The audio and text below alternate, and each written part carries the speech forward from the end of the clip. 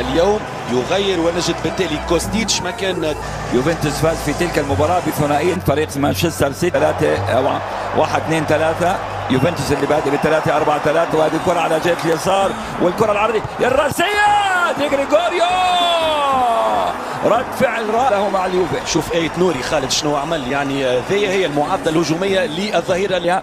الدوري آخر مرة فاز في 2020، والتمرير الرائع على دوكو، يا لعيب يا لعيب يا لعيب، اللعبة استلمها وراه يعني اللاعب المفتاح هذا آية نوري بالفعل، وله طريقة ممتازة، ومن ثم في الزاوية البعيدة يحط الكرة ويمضي. يوفنتوس أنور اليوفي يعني لاعبي الوسط تقريبا ماكيني متأخر جدا، وكأني بيرتو كوستا من ايقاف الكره دفاع اليوفي في الوقت المناسب قبل ان تستفحل خطوره.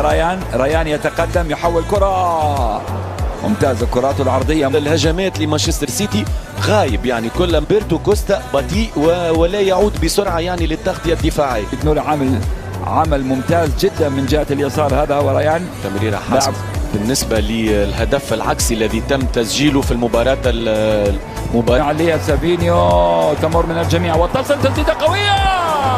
ديجري برازيلي دوغلاس لويس، لاعب استون فيلا سابقا، لاعب مهاري برازيلي، ممكن يزوكو يستمر في اختراقاته بطريق سالك، الطريق سالك ديكو، وبنسبة كبيرة مرشح أن يكون متعادلان وكل منهما له نقطة، بينما سيتي رصيده كامل.